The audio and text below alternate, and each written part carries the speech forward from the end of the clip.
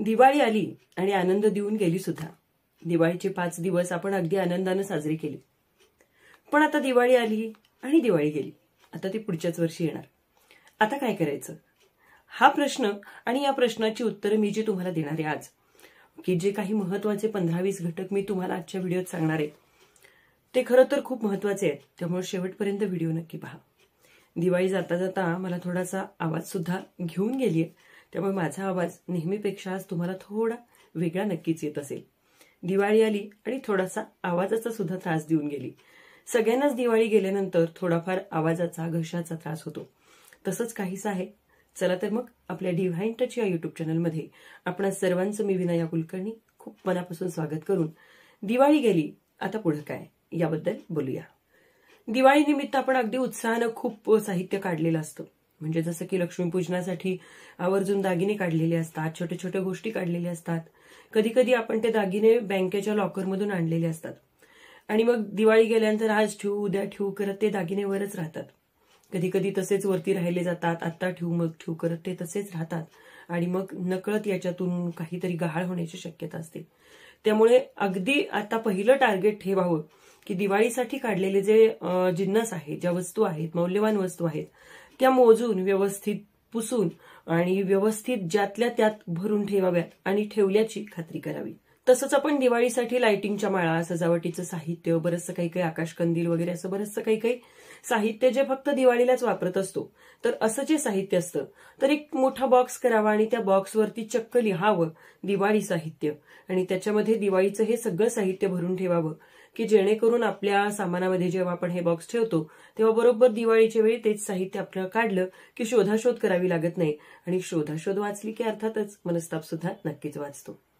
पुढची गोष्ट म्हणजे आपण सजावटीसाठी भरपूर फुलं वापरलेली असतात किंवा वाहण्यासाठी धणे आपण वापरलेले असतात, तर ही जी फुलं आहेत ही फुलं फेकून न देता किंवा पाण्यात विसर्जन न करता आपल्या घराशेजारची जी परसबाग असते, दारातल्या ज्या कुंड्या असतात त्या कुंड्यांमध्ये या फुलांचं चूर्ण करून टाकावं, की जेणेकरून दिवाळीचे हे मांगल्य असलेले हे जे निर्माल्य आहे हे निर्माल्य नक्कीच त्या झाडांना खत म्हणून उपयोगी पडेल आणि ते जे धणे आहेत ना, की जे आपण लक्ष्मीपूजनासाठी वाहिलेले धणे आहेत, तर त्या धण्यांपासून कोथिंबीर उगवेल आणि बेस्ट फ्रॉम वेस्ट असं होऊन त्या निर्माल्याला एक वेगळाच सुगंध निर्माण होईल।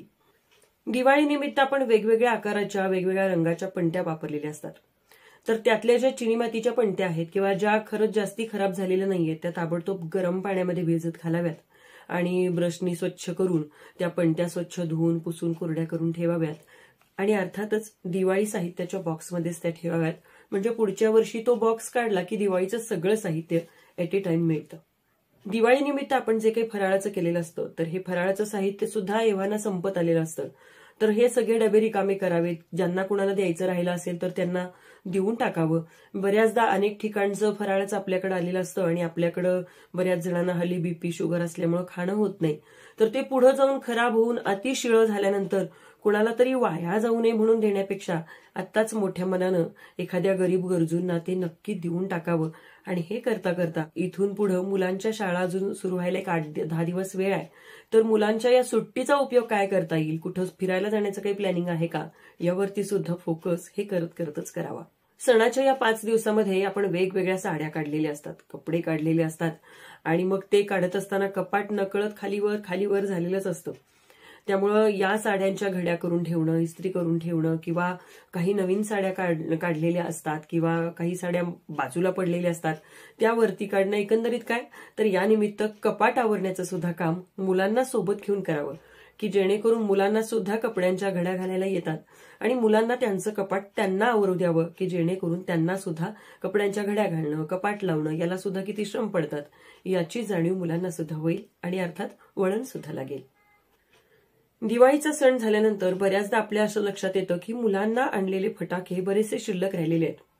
मग हे फटाके मुलं इकडं तिकडं कुठेतरी टाकतात आणि नंतर त्याचा अपघात होऊ नये म्हणून असे सगळे फटाके एकत्र करून अगदी हवाबंद पॅक करून जिथं कुठेही आगीचा संपर्क येणार नाही अशा ठिकाणी आवर्जून हे फटाके हवाबंद करून ठेवावेत आणि तुम्ही दिवाळी साहित्याच्या बॉक्समध्ये ठेवले तरी अतिउत्तम, की जेणेकरून पुढच्या वर्षी ते फटाके वगळून आणखी जादाचे फटाके आणता येतील।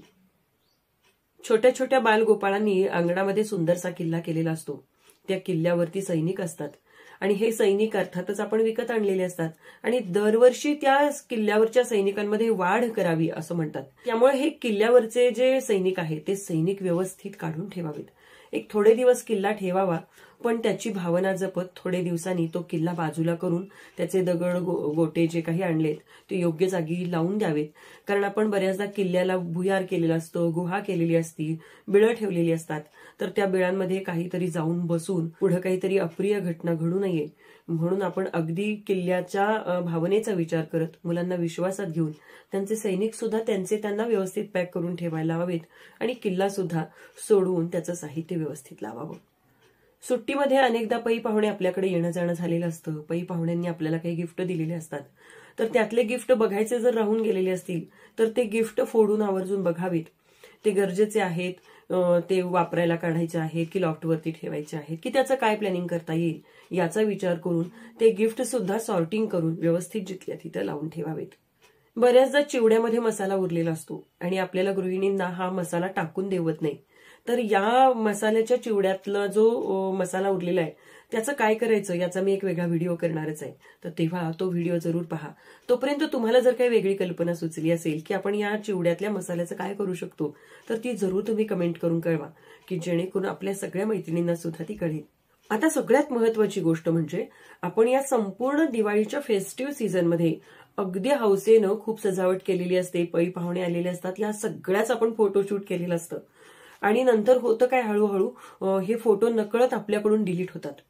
त्यामुळे हे फोटो डिलीट होण्याआधीच त्यांचा एक सेपरेट अल्बम करावा.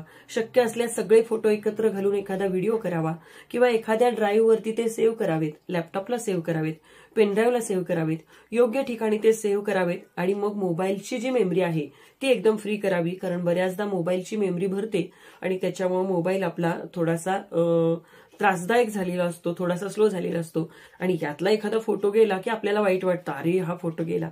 त्यामुळे फोटोचं हे काम अगदी मनापासून करावं आणि मुलांना विश्वासात घेऊन त्यांच्या स्किलचा वापर करून केलं तर त्यांच्या हातातल्या मोबाईलला एक चांगला पर्याय दिल्याचा आनंद सुद्धा आपल्याला होतो. आता सगळ्यात महत्वाची गोष्ट म्हणजे दिवाळीसाठी आपण काय बजेट काढलेलं होतं की जे आपण दिवाळीच्या पूर्वी काढलं, तर त्याच बजेटनुसार खर्च झाला का जास्त झाला हे मुलांना सोबत घेऊन करावं, की जेणेकरून त्यांना सुद्धा घरचं गणित कळतं आणि आईवडिलांना आता या महिन्यामध्ये पुढच्या महिन्यामध्ये लोड पडणार आहे की काय, की कसं घराचं बजेट पुढं मागं होतं, खर्च किती झाला, ठरवला होता किती, या सगळ्याचा एक ताळेबंद मुलांच्या समोर काढल्यामुळं मुलांना सुद्धा परिस्थितीची जाणीव येते. आणि आता 8-10 दिवसात अर्थात शाळा सुरू होणार असतात. त्यामुळे शाळा सुरू होणार असल्यामुळं आता मात्र मुलांना अभ्यासाला बसवण्याच्या तयारीला लागावं. दिवाळीतला सुट्टीचा अभ्यास आणि हा सगळा अभ्यास घेण्यामागं किती महत्वाची भूमिका पालकांची असते आणि अभ्यास पूर्ण करणं किती महत्वाचं असतं, यासाठी दिवाळीचा अभ्यास पूर्ण करून घेण्याच्या पाठीमागं मुलांच्या सोबत लागावं आणि मुलांना घेऊन तो अभ्यास पूर्ण करून घ्यावा. आपण असं म्हणतो की या दिवाळीमध्ये इतके मेसेज आलेत, इतके फोन आलेत की बरेचसे फोन रिसीव्ह करायचे राहून गेलेले असतात, बऱ्याच मेसेजेसना रिप्लाय द्यायचे राहून गेलेले असतात. त्यामुळं हे जे रिप्लाय राहिलेले आहेत, जे मेसेजेस पाहायचे राहिलेले आहेत ते पहावेत, शक्य त्यांना फोन करावा, शक्य त्यांच्या मेसेजला रिप्लाय द्यावा, म्हणजे आपला वेस्ट होणारा वेळ इन्व्हेस्ट होतो आणि समोरून अगदी आनंदानं किंवा अगदी आपुलकीनं ज्यांनी मेसेज केला, फोन केलाय त्यांना आपण इग्नोर केल्याचा फील येत नाही आणि आपलं नातं सुंदर राहतं. आणि हो, हा व्हिडिओ तुम्हाला कसा वाटला हे मात्र नक्की कळवावं. हे सुद्धा दिवाळी नंतरच्या कामातलंच एक महत्वाचं काम आहे बरं का. हा व्हिडिओ तुम्हाला कसा वाटला आणि दिवाळी गेली आता त्यानंतरचं काय, ही कल्पना तुम्हाला कशी वाटली हे मला कमेंट करून अर्थातच नक्कीच कळवावं. भेटूया अशाच एका पुढच्या नवीन विषयाच्या नवीन व्हिडिओसह. तोपर्यंत नमस्कार.